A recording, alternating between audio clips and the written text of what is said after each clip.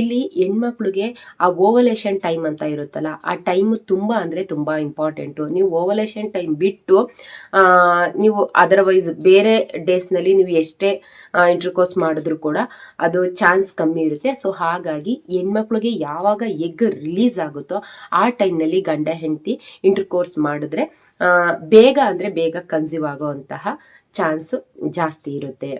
ನೀವು baby plan ಮಾಡ್ತಾ ಇದ್ದೀರಾ, ನೀವು ಪ್ರೆಗ್ನೆಂಟ್ ಆಗೋದಕ್ಕೆ ಡಿಲೇ ಆಗ್ತಾ ಇದೆಯಾ, ಹಾಗಾದರೆ ಈ ಟಿಪ್ಸ್ನ ಫಾಲೋ ಮಾಡಿ ನೀವು ನ್ಯಾಚುರಲ್ ಆಗಿ ತುಂಬ ಫಾಸ್ಟಾಗಿ ಪ್ರೆಗ್ನೆನ್ಸಿ ಆಗೋದಕ್ಕೆ ತುಂಬ ಈಸಿಯಾಗಿ ನಿಮಗೆ ಈ ಟಿಪ್ಸು ಹೆಲ್ಪ್ ಮಾಡುತ್ತೆ.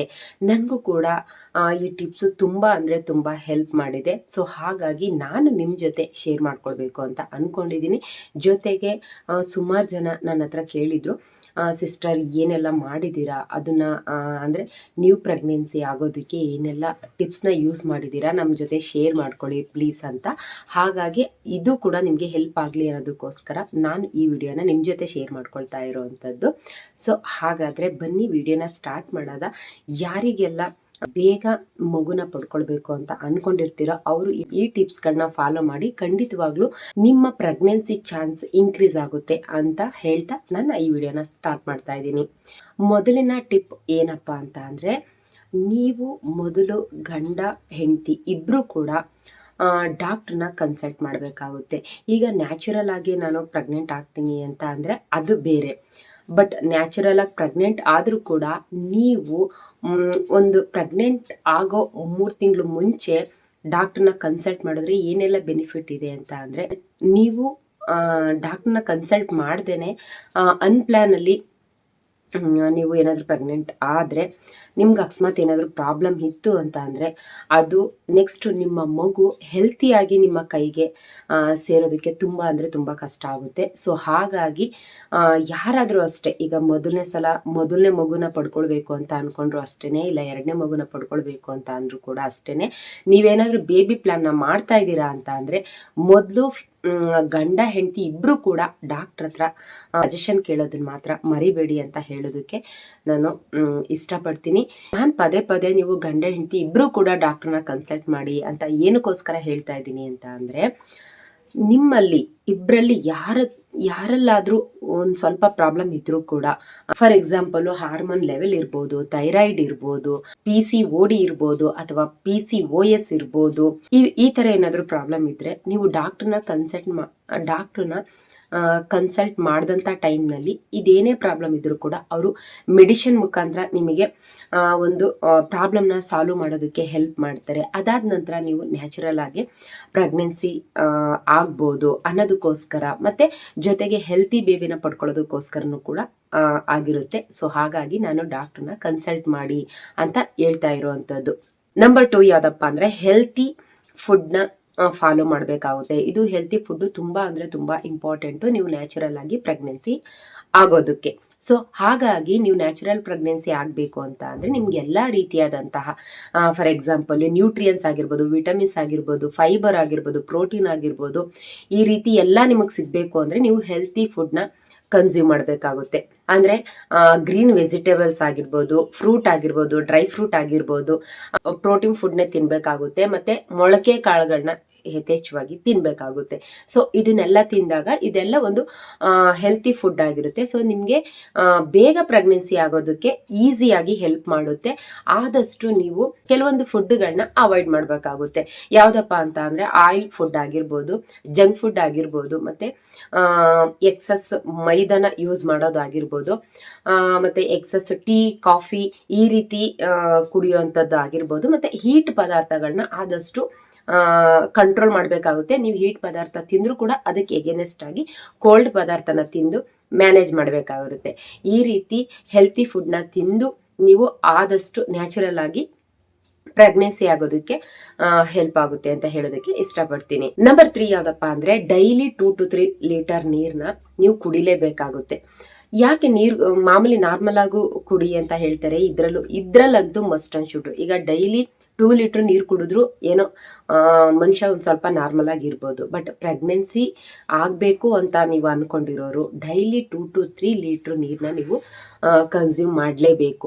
ಯಾಕಂತ ಅಂದರೆ ನಿಮ್ಮ ಬಾಡಿ ಹೈಡ್ರೇಟ್ ಆಗುತ್ತೆ. ಬಾಡಿ ಹೈಡ್ರೇಟ್ ಆದಷ್ಟು ನಿಮ್ಮ ಬ್ಲಡ್ ಸರ್ಕ್ಯುಲೇಷನ್ ಇಂಪ್ರೂವ್ ಆಗುತ್ತೆ. ಜೊತೆಗೆ ನಿಮ್ಮ ಹಾರ್ಮೋನ್ ಇಂಬ್ಯಾಲೆನ್ಸ್ ಏನಾದರೂ ಇದ್ರೆ ಬ್ಯಾಲೆನ್ಸ್ ಆಗೋದಕ್ಕೆ ಹೆಲ್ಪ್ ಆಗುತ್ತೆ ಇದು. ಮತ್ತೆ ನಿಮ್ಮ ಫರ್ಟಿಲಿಟಿ ಅನ್ನೋವಂಥದ್ದು ಇಂಪ್ರೂವ್ ಆಗುತ್ತೆ. ಈ ಫರ್ಟಿಲಿಟಿ ಯಾವಾಗ ನಿಮಗೆ ಗುಡ್ ಆಗಿರುತ್ತೋ ಆವಾಗ ನಿಮಗೆ ಪ್ರೆಗ್ನೆನ್ಸಿ ಆಗುವಂಥ ಚಾನ್ಸ್ ಜಾಸ್ತಿ ಇರುತ್ತೆ. ಸೊ ಹಾಗಾಗಿ ನೀವು ಒಂದು ದಿನಕ್ಕೆ 2 to 3 ಲೀಟರ್ ನೀರನ್ನ ಕನ್ಸ್ಯೂಮ್ ಮಾಡಲೇಬೇಕಾಗುತ್ತೆ. ನಂಬರ್ 4 ಯಾವುದಪ್ಪ ಅಂದರೆ ಡೈಲಿ ವಾಕಿಂಗ್ ಆಗಿರ್ಬೋದು, ಕಾಮಾಗಿ ಯೋಗ ಮಾಡೋದಾಗಿರ್ಬೋದು, ಜೊತೆಗೆ ಲೈಟ್ ಆಗಿ ಎಕ್ಸಸೈಸ್ ಮಾಡೋದಾಗಿರ್ಬೋದು. ಈ ರೀತಿ ಎಲ್ಲ ಮಾಡೋದ್ರಿಂದ ಇದರಲ್ಲೂ ಕೂಡ ಪ್ರೆಗ್ನೆನ್ಸಿ ಆಗುವಂತಹ ಲೆವೆಲ್ ಜಾಸ್ತಿ ಇರುತ್ತೆ. ಹೇಗೆ ಅಂತ ಅಂದರೆ ನೀವು ಬಾಡಿನ ಆಕ್ಟಿವ್ ಆಗಿ ಇಟ್ಕೊಳ್ಳೋದ್ರಿಂದ ಇದರಲ್ಲೂ ಕೂಡ ಫರ್ಟಿಲಿಟಿ ಇಂಪ್ರೂವ್ ಆಗುತ್ತೆ. ಸೊ ಚಾನ್ಸ್ ಜಾಸ್ತಿ ಇರುತ್ತೆ. ಫರ್ಟಿಲಿಟಿ ಅಂದ್ರೆ ಏನಪ್ಪಾ ಅಂದರೆ ವುಮೆನ್ಸ್ಗೆ ಎಗ್ ರಿಲೀಸ್ ಆಗುತ್ತೆ. ಅದು ಗುಡ್ ರೀತಿನಲ್ಲಿ ಎಗ್ ರಿಲೀಸ್ ಆಗಬೇಕು. ಜೊತೆಗೆ ಆ ಯೂಟ್ರಸ್ ಅನ್ನೋವಂಥದ್ದು ತುಂಬಾ ಇಂಪಾರ್ಟೆಂಟ್ ಆಗಿರುತ್ತೆ. ಅದು ಕೂಡ ಹೆಲ್ತಿ ಆಗಿರ್ಬೇಕು. ಮತ್ತೆ ಗಂಡು ಮಕ್ಳಿಗೆ ಈ ಸ್ಪರ್ಮ್ ಅನ್ನುವಂಥದ್ದು ಒಂದು ಕ್ವಾಂಟಿಟಿ ನಲ್ಲಿ ರಿಲೀಸ್ ಆಗಬೇಕು. ಜೊತೆಗೆ ಅವ್ರಿಗೆ ಒಂದು ಕೌಂಟ್ ಅನ್ನುವಂಥದ್ದು ಗುಡ್ ಆಗಿರ್ಬೇಕು. ಸೊ ಹಾಗಾಗಿ ಗಂಡ ಹೆಂಡತಿನಲ್ಲಿ ಇವೆರಡು ಕೂಡ ಗುಡ್ ಇದ್ರೇನೆ ಕನ್ಸೀವ್ ಆಗೋದಕ್ಕೆ ಈಸಿ ಆಗುವಂಥದ್ದು. ಸೊ ಹಾಗಾಗಿ ಈ ಫರ್ಟಿಲಿಟಿ ಅಂತ ಅಂದ್ರೆ ಏನಪ್ಪಾ ಅಂದ್ರೆ ಬೇಬಿ ಕನ್ಸ್ಯೂಮ್ ಮಾಡೋ ನ್ಯಾಚುರಲ್ ಕೆಪಾಸಿಟಿ ಅಂತ ಹೇಳಿ. ಸೊ ಹಾಗಾಗಿ ಗಂಡ ಹೆಂಡತಿನಲ್ಲಿ ಇಬ್ಬರಲ್ಲೂ ಕೂಡ ಈ ಕೆಪಾಸಿಟಿ ಅನ್ನೋಂಥದ್ದು ಅಂದ್ರೆ ಫರ್ಟಿಲಿಟಿ ಅನ್ನೋವಂಥದ್ದು ಗುಡ್ ಆಗಿರ್ಬೇಕಷ್ಟೇನೆ. ಹೆಲ್ತಿ ಬೇಬಿನ ನೀವು ಪಡ್ಕೊಳ್ಬೇಕು ಅಂದ್ರೆ ಗಂಡ ಹೆಂಡತಿ ಇಬ್ರು ಕೂಡ ಇಲ್ಲಿ ಹೆಲ್ತಿಯಾಗಿ ಇರೋದು ಇಂಪಾರ್ಟೆಂಟ್ ಆಗಿರುತ್ತೆ. ನಂಬರ್ 5 ಯಾವ್ದಪ್ಪ ಅಂದ್ರೆ ನಿಮ್ಮ ಲೈಫ್ ನಲ್ಲಿ ಕೆಲವೊಂದು ಬ್ಯಾಡ್ ಹ್ಯಾಬಿಟ್ಗಳನ್ನ ನೀವು ಬಿಟ್ಟಾಕ್ಬೇಕಾಗುತ್ತೆ.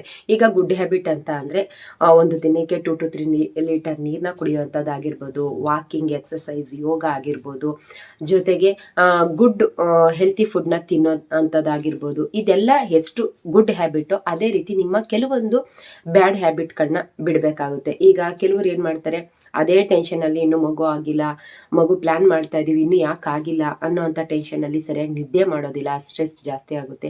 ಸೊ ಮಸ್ಟ್ ಅಂಡ್ ಶುಡ್ ಆಗಿ 8 ಅವರ್ ನಿದ್ರೆ ಬೇಕೇ ಬೇಕು. ಜೊತೆಗೆ ಈ ಟಬಾಕೋ ಅನ್ನೋಂಥದ್ದು ಏನಾದ್ರು ನೀವು ಸೇವಿಸ್ತಾ ಇದ್ರೆ ಅದನ್ನ ಬಿಡ್ಬೇಕಾಗುತ್ತೆ. ಮತ್ತೆ ಆಲ್ಕೋಹಾಲ್ ಏನಾದ್ರು ತಗೊಳ್ತಾ ಇದ್ರೆ ಅದನ್ನು ಕೂಡ ಬಿಡ್ಬೇಕಾಗುತ್ತೆ. ಈ ರೀತಿ ಎಲ್ಲ ನೀವು ಬ್ಯಾಡ್ ಹ್ಯಾಬಿಟ್ ನ ಬಿಟ್ಟಾಗ ನಿಮ್ಗೆ ನ್ಯಾಚುರಲ್ ಆಗಿ ತುಂಬಾ ಈಸಿಯಾಗಿ ತುಂಬಾ ಫಾಸ್ಟ್ ಆಗಿ ಕನ್ಸೀವ್ ಆಗೋದಕ್ಕೆ ಹೆಲ್ಪ್ ಆಗುತ್ತೆ ಅಂತ ಹೇಳೋದಕ್ಕೆ ಇಷ್ಟಪಡ್ತೀನಿ. ನಂಬರ್ 6 ಟಿಪ್ಸ್ ಯಾವ್ದಪ್ಪ ಅಂದ್ರೆ ಹೆಣ್ಮಕ್ಳು ಪೀರಿಯಡ್ ಆಗ್ತಾರಲ್ವಾ, ಆ ಟೈಮ್ ಅಂದ್ರೆ ಕರೆಕ್ಟ್ ಟೈಮಿಂಗ್ಗೆ ಈಗ 1ನೇ ತಾರೀಕು ಅವರು ಪೀರಿಯಡ್ ಆಗ್ತಾರೆ ಅಂತ ಅಂದ್ರೆ 10ನೇ ತಾರೀಕು ಆದ ನಂತರ ಅವ್ರಿಗೆ ಓವಲೇಷನ್ ಟೈಮ್ ಶುರು ಆಗುತ್ತೆ. ಅಂತ ಟೈಮ್ನಲ್ಲಿ ಎಗ್ ರಿಲೀಸ್ ಆಗುತ್ತೆ ಹೆಣ್ಮಕ್ಳಿಗೆ. ಅಂತ ಟೈಮ್ನಲ್ಲಿ ನೀವು ಅಂದ್ರೆ 1ನೇ ತಾರೀಕು ಅವ್ರ ಪೀರಿಯಡ್ ಆದ್ರು 10ನೇ ತಾರೀಕು ಬಿಟ್ಟು 10ನೇ ತಾರೀಕಿಂದ 16ನೇ ತಾರೀಕು ಒಳಗಡೆ ಗಂಡ ಹೆಂಡತಿ ಫಿಸಿಕಲಿ ನೀವು ರಿಲೇಶನ್ಶಿಪ್ನ ಇಟ್ಕೊಂಡಂತ ಸಂದರ್ಭದಲ್ಲಿ ಅಂದ್ರೆ ಇಂಟರ್ಕೋರ್ಸ್ ಮಾಡಿದಂಥ ಸಂದರ್ಭದಲ್ಲಿ ನೀವು ನ್ಯಾಚುರಲ್ ಆಗಿ ಕನ್ಸೀವ್ ಆಗೋದಕ್ಕೆ ತುಂಬಾ ಅಂದ್ರೆ ತುಂಬಾ ಬೇಗ ಹೆಲ್ಪ್ ಆಗುತ್ತೆ ಅಂತ ಹೇಳೋದಕ್ಕೆ ಇಷ್ಟಪಡ್ತೀನಿ. ಇಲ್ಲಿ ಹೆಣ್ಮಕ್ಳಿಗೆ ಆ ಓವಲೇಷನ್ ಟೈಮ್ ಅಂತ ಇರುತ್ತಲ್ಲ, ಆ ಟೈಮ್ ತುಂಬಾ ಅಂದ್ರೆ ತುಂಬಾ ಇಂಪಾರ್ಟೆಂಟು. ನೀವು ಓವಲೇಷನ್ ಟೈಮ್ ಬಿಟ್ಟು ನೀವು ಅದರ್ವೈಸ್ ಬೇರೆ ಡೇಸ್ನಲ್ಲಿ ನೀವು ಎಷ್ಟೇ ಇಂಟರ್ಕೋರ್ಸ್ ಮಾಡಿದ್ರು ಕೂಡ ಅದು ಚಾನ್ಸ್ ಕಮ್ಮಿ ಇರುತ್ತೆ. ಸೊ ಹಾಗಾಗಿ ಹೆಣ್ಮಕ್ಳಿಗೆ ಯಾವಾಗ ಎಗ್ ರಿಲೀಸ್ ಆಗುತ್ತೋ ಆ ಟೈಮ್ನಲ್ಲಿ ಗಂಡ ಹೆಂಡತಿ ಇಂಟರ್ಕೋರ್ಸ್ ಮಾಡಿದ್ರೆ ಬೇಗ ಅಂದ್ರೆ ಬೇಗ ಕನ್ಸೀವ್ ಆಗುವಂತಹ ಚಾನ್ಸ್ ಜಾಸ್ತಿ ಇರುತ್ತೆ. ನಂಬರ್ 7 ಯಾವ್ದಪ್ಪ ಅಂದ್ರೆ ನೀವು ಇಂಟರ್ಕೋರ್ಸ್ ಮಾಡಿರ್ತೀರಾ, ಅದಾದ ನಂತರ ಅಂದ್ರೆ ಪೀರಿಯಡ್ ಆಗಿರ್ತಾರೆ, ನೀವು 10 ದಿನ ಬಿಟ್ಕೊಂಡು 16 ದಿನದ ಒಳಗಡೆ ಇಂಟರ್ಕೋರ್ಸ್ ಮಾಡ್ತೀರಾ. ಇದೆಲ್ಲ ಮಾಡಾದ್ಮೇಲೆ 21 ದಿನ ಅಂದ್ರೆ 21 ದಿನ ಅಂದ್ರೆ ನೀವು ಪೀರಿಯಡ್ ಡೇಸ್ ಆದ 21 ದಿನ ಆದ್ಮೇಲೆ ಈ ಮಧ್ಯದಲ್ಲಿ ನೀವು ಇಂಟರ್ಕೋರ್ಸ್ ಮಾಡಿರ್ತೀರಾ ಅಲ್ವಾ. ಸೊ ಅಂತ ಟೈಮ್ ಆದ್ಮೇಲೆ 21 ದಿನ ಆದ್ಮೇಲೆ ನೀವು ಜಾಸ್ತಿ ಲಾಂಗ್ ಡ್ರೈವ್ ಮಾಡೋ ಅಂಥದ್ದು, ಟೆನ್ಷನ್ ಜಾಸ್ತಿ ತಗೊಳ್ಳೋ ಅಂಥದ್ದು, ಮತ್ತೆ ಫೋರ್ಸ್ಲಿ ಭಾರನ ಎತ್ತೋ ಅಂಥದ್ದು, ಈ ರೀತಿ ಎಲ್ಲ ಮಾಡೋದಕ್ಕೆ ಹೋಗ್ಬಾರ್ದು. ಅದು ನಿಮಗೆ ಕನ್ಸೀವ್ ಆಗೋ ಕೆಪಾಸಿಟಿ ಇದ್ರೂ ಕೂಡ ಅನ್ಫಾರ್ಚುನೇಟ್ಲಿ ಅದು ಕನ್ಸೀವ್ ಆಗೋದಕ್ಕೆ ಡಿಲೇ ಆಗುತ್ತೆ. ಅದೇ ಹೇಳ್ತಾರಲ್ಲ, ಒಂದು ಸ್ವಲ್ಪ ಅಬಾರ್ಷನ್ ಆಗೋ ರೀತಿ ಮಾಮೂಲಿ ಪೀರಿಯಡ್ನ ಆಗೋದಕ್ಕೆ ಚಾನ್ಸ್ ಆಗ್ಬಿಡುತ್ತೆ. ಸೊ ಮಾಮೂಲಿ ಪೀರಿಯಡ್ ಆಗೋ ರೀತಿ ಅದು ನೀವೇ ಮಾಡ್ಕೊಂಡಂಗೆ ಆಗುತ್ತೆ. ಸೊ ಹಾಗಾಗಿ ನೀವು ಇಂಟರ್ಕೋರ್ಸ್ ಮಾಡಾದ್ಮೇಲೆ ಅದಾದ ನಂತರ ಅಂದರೆ ಪೀರಿಯಡ್ ಆದ 21 ದಿನಕ್ಕೆ ನೀವು ಯಾವುದೇ ಕಾರಣಕ್ಕೂ ಲಾಂಗ್ ಡ್ರೈವ್ ಆಗಲಿ ಒಂದು ಸ್ವಲ್ಪ ಭಾರ ಎತ್ತೋದಾಗಲಿ ಈ ರೀತಿ ಎಲ್ಲ ಮಾಡೋದಕ್ಕೆ ಹೋಗಬಾರ್ದು. ಆದಷ್ಟು ಕಾಮಾಗಿ ಟೆನ್ಷನ್ ಫ್ರೀ ಆಗಿರೋದಕ್ಕೆ ಟ್ರೈ ಮಾಡಿ. ನಂಬರ್ 8 ಯಾವುದಪ್ಪ ಅಂದರೆ ಸ್ಟ್ರೆಸ್ನ ಆದಷ್ಟು ಅವಾಯ್ಡ್ ಮಾಡಿ. ಮತ್ತು ಆ ಟೆನ್ಷನ್ನ ಕಮ್ಮಿ ಮಾಡಿಕೊಂಡ್ರೆ ತುಂಬ ಈಸಿಯಾಗಿ ಕನ್ಸೀವ್ ಆಗ್ತೀರಾ.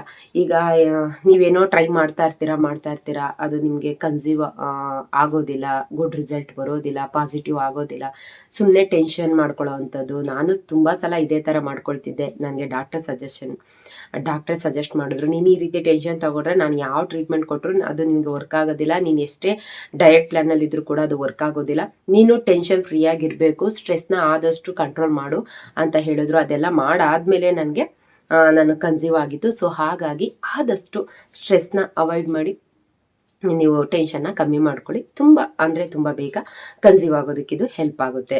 ನಂಬರ್ 9 ಟಿಪ್ಸ್ ಯಾವುದಪ್ಪ ಅಂದರೆ, ನೀವು ಪ್ಲ್ಯಾನ್ ಮಾಡ್ತಾ ಇದ್ದೀರಾ, ಬೇಬಿ ಪ್ಲ್ಯಾನ್ ಮಾಡ್ತಾ ಇದ್ದೀರಾ ಅಂದಂಥ ಸಂದರ್ಭದಲ್ಲಿ ಡಾಕ್ಟರ್ ಹತ್ರ ತೋರಿಸ್ತೀರಾ. ಅವ್ರು ಕೊಡ್ತಾರೆ, ಟ್ಯಾಬ್ಲೆಟ್ನ ಕೊಡ್ತಾರೆ. ನೀವು ಒಂದು 3 ತಿಂಗಳು ಮುಂಚೆನೇ ನೀವು ತೋರಿಸಿದ್ರೆ ಬೆಟರ್ ಆಪ್ಷನ್ ಇದು ಅಂತ ಹೇಳೋದಕ್ಕೆ ಇಷ್ಟಪಡ್ತೀನಿ. ಯಾಕಂದ್ರೆ ಅವರು ಒಂದು ಫೋಲಿಕ್ ಆ್ಯಸಿಡ್ ಟ್ಯಾಬ್ಲೆಟ್ ಅಂತ ಕೊಡ್ತಾರೆ. ಅದು ತುಂಬ ಅಂದರೆ ತುಂಬ ಇಂಪಾರ್ಟೆಂಟು. ನೀವು ಮಗು ಹಾರ್ಟ್ ಬೀಟ್ ಚೆಕ್ ಮಾಡ್ತಾರೆ ಗೊತ್ತಾ, 1.5 ತಿಂಗಳಲ್ಲಿ 2 ತಿಂಗಳಲ್ಲಿ ಮಗು ಹಾರ್ಟ್ ಬೀಟ್ನ ಚೆಕ್ ಮಾಡ್ತಾರೆ. ಸೊ ಅಂಥ ಟೈಮ್ನಲ್ಲಿ ಮಗು ಹಾರ್ಟ್ ಬೀಟ್ ಲೆವೆಲ್ ಯಾವ ರೀತಿ ಇದೆ ಅಂತ ಚೆಕ್ ಮಾಡ್ತಾರೆ. ಅದರಲ್ಲಿ ಏನಾದರೂ ಮಗು ಹಾರ್ಟ್ ಬೀಟ್ ಲೆವೆಲ್ ಬರಲಿಲ್ಲ ಅಂತ ಅಂದರೆ ಅಬಾರ್ಷನ್ ಆಗುವಂತಹ ಚಾನ್ಸು, ಅಬಾರ್ಷನ್ ಅವರೇ ಮಾಡೋ ಅಂತಹ ಚಾನ್ಸು, ನಿಮ್ಮ ಮಗು ಹಾರ್ಟ್ ಬೀಟ್ ಇಂಪ್ರೂವ್ ಆಗಿಲ್ಲ ಅನ್ನೋ ಕಾರಣದಿಂದಾಗಿ ಅಬಾರ್ಷನ್ ಮಾಡುವಂತಹ ಚಾನ್ಸ್ ಜಾಸ್ತಿ ಆಗುತ್ತೆ. ಸೊ ಹಾಗಾಗಿ ನೀವು ಫಸ್ಟು ನೀವು ಪ್ಲ್ಯಾನ್ ಮಾಡ್ತಾ ಇದ್ದೀರಾ ಅನ್ನೋಂಥ ಟೈಮ್ನಲ್ಲಿ ಡಾಕ್ಟರ್ ಹತ್ರ ತೋರಿಸ್ಕೊಂಡು ಫೋಲಿಕ್ ಆ್ಯಸಿಡ್ ಟ್ಯಾಬ್ಲೆಟ್ನ ನೀವು ಮಸ್ಟ್ ಆ್ಯಂಡ್ ಶುಡ್ ಆಗಿ ತಗೊಳ್ಳೇಬೇಕಾಗುತ್ತೆ. ಇದರಿಂದ ಏನು ಹೆಲ್ಪ್ ಆಗುತ್ತೆ ಅಂದರೆ ಬೇಬಿ ಬ್ರೈನು ಮತ್ತು ಸ್ಪೈನ್ ಡೆವಲಪ್ಮೆಂಟ್ ಇಂಪ್ರೂವ್ ಆಗೋದಾಗಿರ್ಬೋದು, ಮತ್ತು ಮಗು ಗ್ರೋತ್ ಆಗಿರ್ಬೋದು, ಹಾರ್ಟ್ ಬೀಟ್ ಲೆವೆಲ್ ಜಾಸ್ತಿ ಆಗೋದಾಗಿರ್ಬೋದು, ಇದೆಲ್ಲ ಬ್ಯಾಲೆನ್ಸ್ ಮಾಡುತ್ತೆ. ಸೊ ಹಾಗಾಗಿ ನೀವು ಪ್ಲ್ಯಾನ್ ಮಾಡೋದಕ್ಕಿಂತ 3 ತಿಂಗಳು ಮುಂಚೆನೆ ಫೋಲಿಕ್ ಆ್ಯಸಿಡ್ ಟ್ಯಾಬ್ಲೆಟ್ನ ತಗೊಳ್ಳೋದು ಬೆಟರು. ಅಟ್ಲೀಸ್ಟ್ 3 ತಿಂಗಳು ಮುಂಚೆ ತಗೊಳ್ಳಿಲ್ಲ ಅಂದರೂ 1 ತಿಂಗಳು ಮುಂಚೆ ತಗೊಳ್ಳೋದು ಬೆಟರ್ ಅಂತಲೇ ಹೇಳೋದಕ್ಕೆ ಇಷ್ಟಪಡ್ತೀನಿ. ನಂಬರ್ 10 ಯಾವುದಪ್ಪ ಅಂತ ಅಂದರೆ, ನೀವು ಎಲ್ಲ ಒಳ್ಳೇದಾಗುತ್ತೆ ಅಂತ ನಿಮ್ಮ ಮನಸ್ಸಲ್ಲಿ ಯಾವುದೋ ಒಂದು ಮೂಲೆಯಲ್ಲಿ ನೀವು ಇಟ್ಕೊಳ್ಳೇಬೇಕು. ಇಲ್ಲ ಮೆಡಿಷನ್ಸ್ ತಗೋತಾ ಇದ್ದೀನಿ, ನಂಗೆ ಒಳ್ಳೇದಾಗುತ್ತೆ, ನಾನು ಪ್ರೆಗ್ನೆಂಟ್ ಆಗೇ ಆಗ್ತೀನಿ, ಮಗು ನನ್ನ ಕೈಲಿ ಬಂದೇ ಬರುತ್ತೆ, ನಾನು ತಾಯಿ ಆಗ್ತೀನಿ ಅನ್ನೋ ಅಂತಹ ಪಾಸಿಟಿವ್ ಥಾಟ್ಸ್ನ ನೀವು ನಿಮ್ಮ ಮೈಂಡ್ನಲ್ಲಿ ರಿಮೈಂಡ್ ಮಾಡ್ತಾನೆ ಇರಬೇಕು, ರಿವೀಲ್ ಮಾಡ್ತಾನೆ ಇರಬೇಕು. ಇದನ್ನೆಲ್ಲ ಮಾಡಿದಾಗ ನೀವಿಷ್ಟು ಮೇಲ್ಗಡೆ ಇಷ್ಟು ಟಿಪ್ಸ್ನ ಏನು ಫಾಲೋ ಮಾಡಿದಿರೋ ಅದು ಖಂಡಿತವಾಗ್ಲೂ ನಿಮಗೆ ಒಂದು ಗುಡ್ ರಿಸಲ್ಟ್ನ ತಂದುಕೊಡುತ್ತೆ. ಸೊ ಇದು 10ನೇ ಟಿಪ್ಸು ಕೂಡ ತುಂಬ ಇಂಪಾರ್ಟೆಂಟು. ನೀವೆಲ್ಲ ಮಾಡಿ ಇಷ್ಟೆಲ್ಲ ಮಾಡಿ ಅಯ್ಯೋ ನಿಜ ನಾನು ಪ್ರೆಗ್ನೆಂಟ್ ಆಗ್ತೀನ ಅಂತ, ನಾನು ತಾಯಿ ಆಗ್ತೀನ, ಎಲ್ಲರ ಬಾಯಿನ ಮುಚ್ಚಿಸ್ತೀನ, ನೀನು ಬಂಜೆ ಅನ್ನೋವಂಥದ್ದಾಗಿರ್ಬೋದು, ನಿನಗೆ ಮಕ್ಕಳಾಗಲ್ಲ ಅನ್ನೋವಂಥದ್ದಾಗಿರ್ಬೋದು, ಇದನ್ನೆಲ್ಲ ಎಲ್ಲರ ಬಾಯಿಂದ ಮುಚ್ಚಿಸ್ತೀನ, ನನಗೂ ಒಂದು ತಾಯಿ ಅನ್ನೋ ಪಟ್ಟ ಬಂದೇ ಬರುತ್ತಾ ಅಂತ ನೀವು ಹಿಂಗೆಲ್ಲ ಯೋಚನೆ ಮಾಡೋದ್ರ ಬದಲು, ನಾನು ತಾಯಿ ಆಗ್ತಾ ಇದ್ದೀನಿ ಅನ್ನೋದಕ್ಕಿಂತ ತಾಯಿ ಆಗಿದ್ದೀನಿ ಅಂತ ನೀವು ಆ ಫೀಲ್ನ ಎಂಜಾಯ್ ಮಾಡಬೇಕು. ಸೊ ಖಂಡಿತವಾಗ್ಲೂ ಇಷ್ಟು ಏನು ಟಿಪ್ಸ್ಗಳನ್ನ ಫಾಲೋ ಮಾಡ್ತಿರೋ ಅದೆಲ್ಲದಕ್ಕಿಂತ ಇಂಪಾರ್ಟೆಂಟಾಗಿ ನೀವು ಈ ಪಾಸಿಟಿವ್ ಥಾಟ್ಸ್ನಲ್ಲಿ ಇರ್ತೀರಲ್ಲ, ಇದೇ ನಿಮಗೆ ಕಮ್ಮಿ ಅಂತ ಅಂದರೂ 99% ನಿಮಗೆ ಹೆಲ್ಪ್ ಮಾಡೋ ಅಂಥದ್ದು. ಸೊ ಹಾಗಾಗಿ ನೀವು ತುಂಬ ಪಾಸಿಟಿವ್ ಆಗಿ ಥಿಂಕ್ ಮಾಡೋದನ್ನು ಕಲ್ತ್ಕೊಳ್ಳಿ ಅಂತ ಹೇಳ್ತೀನಿ. ನಾನು ಕೂಡ ಅಷ್ಟೇ ಎಷ್ಟೆಲ್ಲ ಟೆನ್ಷನ್ ತಗೊಂಡಿದ್ದೆ ಅಂತ ನಿಮಗೆ ಕಳೆದ ವಿಡಿಯೋದಲ್ಲಿ ಹೇಳಿದ್ದೀನಿ. ಇದೆಲ್ಲ ಆದ ನಂತರ ನನಗೆ ಎಷ್ಟೋ ಸಲ ಅಂದರೆ ಪ್ರೆಗ್ನೆನ್ಸಿ ಆದರೂ ಕೂಡ ಅಬಾರ್ಷನ್ಗಳು ಆಟೋಮೆಟಿಕ್ ಆಗಿ ನ್ಯಾಚುರಲ್ ಆಗಿದೆ. ಸೊ ಏನಕ್ಕೆ ಹಿಂಗೆ ಆಗ್ತಾ ಇದೆ, ನನಗೆ ಕನ್ಸೀವ್ ಆಗೋ ಅಂಥ ಕೆಪಾಸಿಟಿ ಇಲ್ವಾ, ಏನು ಎಂತು ಅಂತೆಲ್ಲ ನೋಡಿದಾಗ ನಾನು ಏನೇ ಟಿಪ್ಸ್ಗಳನ್ನ ಫಾಲೋ ಮಾಡಿದ್ರು ಕೂಡ ಬರೀ ಇದೇ ಥರ ನೆಗೆಟಿವ್, ಆಗ್ತೀನ ಏಜ್ ಆಗ್ತಾ ಇದೆ, 30+ ಆಗ್ತಾ ಇದೆ, ಆಗ್ತೀನ ಅಂತಾನೆ ಬರೀ ನೆಗೆಟಿವ್ ಆಗಿ ಥಾಟ್ಗಳನ್ನ ನಾನೇ ಕ್ರಿಯೇಟ್ ಮಾಡ್ಕೊಳ್ಬಿಡ್ತಿದ್ದೆ. ಅದಾದಮೇಲೆ ಡಾಕ್ಟ್ರು ನನಗೆ ಹೇಳಿದ್ದು, ನೀನು ಈ ರೀತಿ ಎಲ್ಲ ಟೆನ್ಷನ್ ತಗೊಂಡ್ರೆ ನಾನು ಏನೇ ನಿನಗೆ ಟ್ರೀಟ್ಮೆಂಟ್ ಕೊಟ್ಟರು ಅದು ವರ್ಕೌಟ್ ಆಗಲ್ಲ, ನೀನೇನೇ ಡಯಟಲ್ಲಿ ಇದ್ರೂ ವರ್ಕೌಟ್ ಆಗಲ್ಲ, ನೀನು ಎಷ್ಟೇ ವಾಕ್ ಮಾಡಿದ್ರು ಕೂಡ ವರ್ಕೌಟ್ ಆಗಲ್ಲ ಅಂತ ಇಷ್ಟೆಲ್ಲ ಹೇಳಿ ಲಾಸ್ಟ್ನಲ್ಲಿ ನಾನು ಒಳ್ಳೆ ರೀತಿ ಇಲ್ಲ ನಾನು ಆಗಿದ್ದೀನಿ, ಆಗ್ತಾ ಇದ್ದೀನಿ, ನನಗೂ ಕೂಡ ಒಂದು ಹೆಲ್ತಿಯಾದ ಬೇಬಿ ನನ್ನ ಕೈಗೆ ಬಂದು ಸೇರ್ತಾ ಇದೆ ಅಂತೆಲ್ಲ ಈ ರೀತಿ ಪಾಸಿಟಿವ್ ಆಗಿ ಥಿಂಕ್ ಮಾಡಿ ಮಾಡಿ ನಾನು ಇವತ್ತು 4 ಮಂತ್ ಪ್ರೆಗ್ನೆಂಟ್ ಆಗಿದ್ದೀನಿ. ಸೊ ಹಾಗಾಗಿ ನನ್ನ ಈ ಜರ್ನಿ, ಪ್ರೆಗ್ನೆನ್ಸಿ ಜರ್ನಿ ನಿಮಗೆ ಹೆಲ್ಪ್ ಆಗ್ಬೋದು ಅನ್ನೋದಕ್ಕೋಸ್ಕರ ನಾನು ಈ ವಿಡಿಯೋನ ನಿಮ್ಮ ಜೊತೆ ಶೇರ್ ಮಾಡಿಕೊಂಡೆ. ಎಷ್ಟೋ ಜನ ಹೆಣ್ಮಕ್ಳು ನಾನು ಈಗ ಮದುವೆ ಆಗಿ 1 ವರ್ಷ ಆಗಿದೆ, 5 ವರ್ಷ ಆಗಿದೆ, ನನಗಿನ್ನೂ ಮಕ್ಕಳಾಗಿಲ್ಲ, ಆಗಿಲ್ಲ ಅಂತ ಥಿಂಕ್ ಮಾಡಿ ತುಂಬ ನೆಗೆಟಿವ್ ಆಗಿ ಅವ್ರ ಬಗ್ಗೆ ಅವರೇ ಥಿಂಕ್ ಮಾಡ್ಕೊಳ್ತಾರೆ. ಸೊ ದಯವಿಟ್ಟು ಆ ರೀತಿ ಏನು ಮಾಡಬೇಡಿ. ಎಲ್ಲದಕ್ಕೂ ಒಂದು ಸೊಲ್ಯೂಷನ್ ಅನ್ನೋದಿರುತ್ತೆ. ಅದನ್ನ ಒಂದು ಸ್ವಲ್ಪ ವೇಟ್ ಮಾಡೋದ, ಪೇಷನ್ಸ್ ಇದ್ದಷ್ಟು ಸೊಲ್ಯೂಷನ್ಗೆ ಪರಿಹಾರ ಖಂಡಿತವಾಗ್ಲೂ ಇರುತ್ತೆ. ಆದಷ್ಟು ಪೇಷನ್ಸ್ ಇಂದ ಕಾಯದ ಅಂತ ಹೇಳೋದಕ್ಕೆ ಇಷ್ಟಪಡ್ತೀನಿ. ಯಾರೆಲ್ಲ ಈ ವಿಡಿಯೋನ ನೋಡ್ತಾ ಇದ್ದೀರಾ ಆದಷ್ಟು ನನ್ನ ಈ ಟಿಪ್ಸ್ಗಳನ್ನ ಫಾಲೋ ಮಾಡಿ, ಖಂಡಿತವಾಗ್ಲೂ ನಿಮಗೆ ಒಂದು ಗುಡ್ ನ್ಯೂಸ್ ಬಂದೇ ಬರುತ್ತೆ ಅಂತ ಹೇಳ್ತಾ ನನ್ನ ಈ ವಿಡಿಯೋನ ನಾನು ಮುಗಿಸೋ ಅಂತ ಟೈಮ್ ಬಂದಾಯ್ತು. ಯಾರಿಗೆಲ್ಲ ನನ್ನ ಈ ವಿಡಿಯೋ ಇಷ್ಟ ಆಯ್ತು ಲೈಕ್ ಮಾಡಿ, ಶೇರ್ ಮಾಡಿ, ಕಮೆಂಟ್ಸ್ ಮಾಡಿ ಅಂತ ಹೇಳ್ತಾ ನೆಕ್ಸ್ಟ್ ಒಂದು ಒಳ್ಳೆ ವಿಡಿಯೋ ಜೊತೆ ನಾನು ನಿಮ್ಮನ್ನ ಭೇಟಿ ಆಗ್ತೀನಿ. ಯಾರಿಗಾದ್ರೂ ಏನಾದರೂ ಡೌಟ್ ಇದ್ರೆ ಖಂಡಿತವಾಗ್ಲೂ ಕಮೆಂಟ್ ಸೆಕ್ಷನ್ ಅಲ್ಲಿ ಕಮೆಂಟ್ ಮಾಡಿ, ನಾನು ಅದಕ್ಕೆ ಖಂಡಿತವಾಗ್ಲೂ ರಿಪ್ಲೈ ಕೊಡ್ತೀನಿ ಅಂತ ಹೇಳ್ತಾ ನನ್ನ ಈ ವಿಡಿಯೋನ ಮುಗಿಸ್ತಾ ಇದ್ದೀನಿ. ಜೈ ಹಿಂದ್, ಜೈ ಕರ್ನಾಟಕ ಮಾತೆ.